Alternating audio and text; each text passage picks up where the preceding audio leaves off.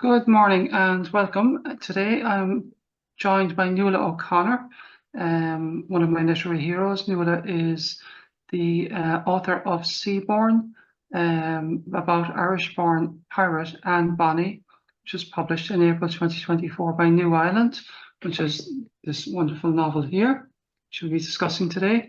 And her novel Nora, also published by New Island, is about Nora, Barnacle and James Joyce, and was a top 10 historical novel in the New York Times. She won Irish Short Story of the Year at the 2022 Irish Book Awards and the Francis O'Connor Award, I think, as well, at one point, and many other awards.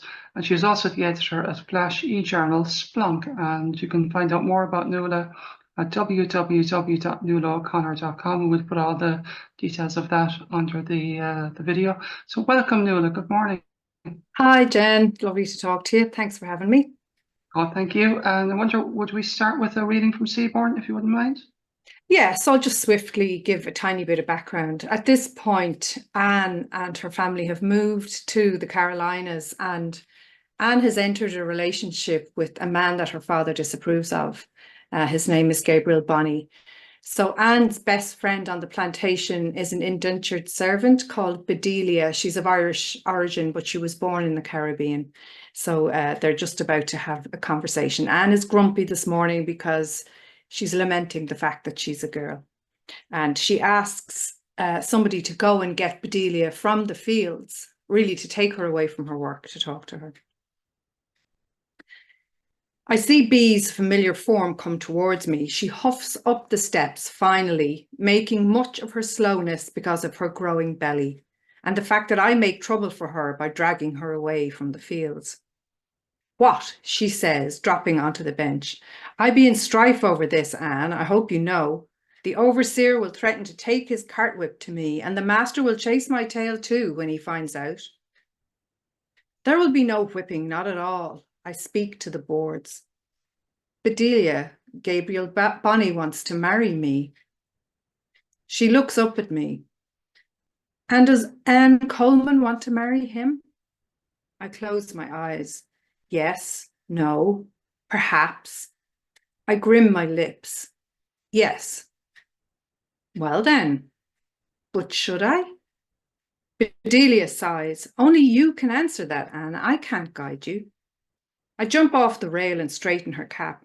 Father would tie me to some man too busy by day to look at me and too stewed by night to notice whether I were his wife or a hole in the wall. Uh-huh, she says. Do you want that for me? Bedelia shakes her head.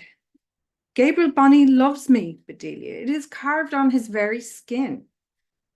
And do you love Bonny, Anne? I pause. In a fashion, I suppose. I bite off a fingernail and spit the leavings to the floor. I feel fond of Gabriel, certainly, and it excites me to steal away to meet him. And we both love the sea, of course, so that ropes us tight. How will he keep you, Anne? The sea be no plantation. We will manage.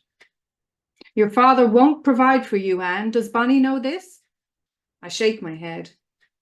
Gabe will lead me out to the ocean, that be all I know. If that means father cuts me off, never speaks to me again, well, I suck blood from where I bit my nail bed too hard.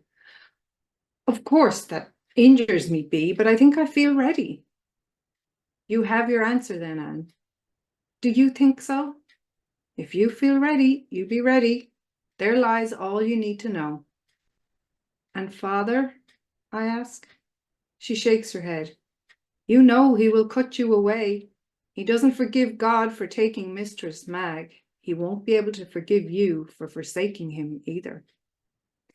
So that's Bee and Anne. Absolutely gorgeous, and I love Bedelia. She's such an amazing character, so warm and such a companion to Anne. Yeah. And despite the fact that she's enslaved as such, she's not a slave, but she's an indentured servant. It's not quite as bad, but it's bad enough. She still has some agency. She's respected on the plantation. She has grown up there. She's thought much of, and she's very sensible, whereas Anne is a bit bananas. And I've heard you talk in other interviews about and the separating the myth from the reality. And there isn't much reality that we know about Anne, is there? No, there's a very scant paper trail. There's the general history of the pirates, but to be honest, it's so fanciful, it just does not ring true. And then there are various other pieces of information about Anne that are, they're very much of the period, the sort of romance of the 18th century, and people expected a certain type of woman to be a pirate. You know, she had to be sort of profligate and, you know, sexually untoward, and she had to be all the bad things. And so any woman who ended up in piracy was painted that way, whether it was true or not. So there's very little really known about Anne. The general history says she was born at a town near Cork, and that's all it says. But that doesn't come up in her trial. And the transcript of the trial, again, is the only other solid, maybe, piece of information we have. And even that wasn't published till a year after the trial. There's no author cited for it. So who wrote it and with what agenda? So I think when you're doing research about this kind of stuff, you really have to be careful of what's being presented to you and take it in the context of the times and then figure it out for yourself. So a lot of misinformation has been taken as hard fact, like the names for Anne's parents, the fact that she was born in Kinsale. All of this stuff was actually made up in the 1960s by a man called John Karlova, who wrote a book called Mistress of the Seas, which is this ridiculous swashbuckling, overly, all the women are overly sexualized, and it's just an absolute nonsense of a book. He calls it a biography. It's definitely not that. And so a lot of scholars even have taken what he said as fact. He said he had access to family papers, but nobody else has seen them.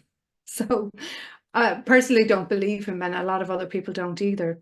So if you don't do deep research, you end up with all this surface flotsam rather than the stuff that is more true or whatever, or just sort of sweeping the myths out of the way and finding out what is true. Now, some of the stuff written about her is so fun and interesting that it suits this kind of work of making a novel about someone.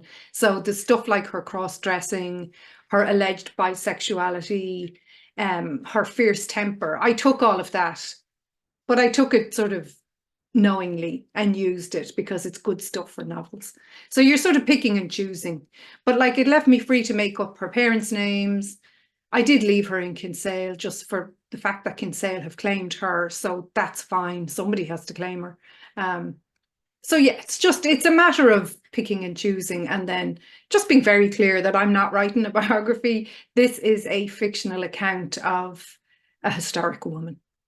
And the Maverick, I just read from, I think it's from the Amazon, one of the blurbs on Amazon about Seaborne. Anne Bonny is a young woman of privilege who is anything but comfortable, hell-bent on a voyage of self-realization, with or without the consent of those around her.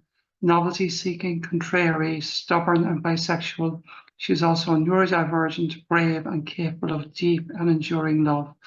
And at the start, Anne is living as Anthony Coleman because of the complex family situation. We might talk about that. And then she struggles with the transformation into Anne. And there was a lovely line, I resent mother's attempts to lure me into the womanly world when I want only to exist as I find myself. And I think we all want to exist as we find ourselves, but the pressures of her society were that she should be a certain way, and they still are that way today. Yeah, of course. I mean, all of this, unfortunately, is still so relevant because we still live in a patriarchy. Obviously, the patriarchy she lived in was worse than ours because she was the property of her father and then she was the property of her husband. So, yeah, I mean, the thing about her being dressed as a boy to live in her father's house is one of those things that turns up in the general history of the pirates. Again, it's a very tropish thing. You read the same thing about the English pirate Mary Read, that she was dressed as a boy by her mother so she could earn money, you know. So it's a common story that was invented in order to make something maybe palatable of these women. Oh, this is where they went wrong. It was their mother's fault. It was their childhood, you know, whatever. But, you know, because it's a fun fictional fact, I used it in my novel because, you know, it might explain, if she was dressed as a boy, that she is confused about her role, her gender, about where she fits in, about what she's allowed to do as a boy and then is not allowed to do as a girl. So you have this struggle. And I also, after I'd written her, really realized that she was a neurodivergent character, because while I was researching and writing the novel, I was also researching autism, because I had a suspicion I was autistic.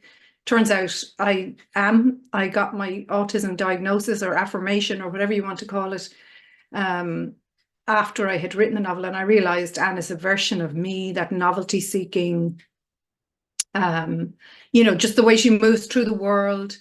You know, she's a bit naive, but she's also very much someone who pushes herself forward. So I was using it, and I do tend to do that in my characters. There's an awful lot of me in my female characters. So, you know, when I look back at my novels as a whole, they're always about a woman who doesn't fit in, or a girl who doesn't fit in and who is very observant, which is what I always was and still am, very much a introverted, sensitive, quiet observer. And you see that with Anne on the ship. She's looking at everybody else on board the ship, and they're playing little sort of board games, and they're dancing and they're singing and they're talking, and she's noticing their ease with each other and how she feels. She says something like she's like a pole in a river around which all the water flows, that she just doesn't flow with, you know. And I've had that feeling all my life as well. Go with the flow is not a phrase that I understand or embrace, because it's the antithesis of who I am. I can be quite rigid about things. So she's a version of me. And reading the stuff that's been written about her, I mean, why does a young woman end up as a pirate dressed as a man? And it just interested me. And it is, neurodivergent people are often genderqueer. They're more likely to be LGBTQ, whatever else, in their sexuality and stuff like that. So that fitted with Anne's cross-dressing and all of that. So yeah, good fun building a character like that. And someone said to me lately, oh, they said, I hated her. I was so annoyed with her. And these kind of reactions always surprise me. You know, I had people giving out yards to me about James Joyce as well, which of course I'm mad about these people that I write about. I have great empathy and sympathy for their faults as much as their fabulousness. And I always find it funny when people have such a visceral reaction to a character. I think she's marvelous. I admire her courage. I've always admired courage in people.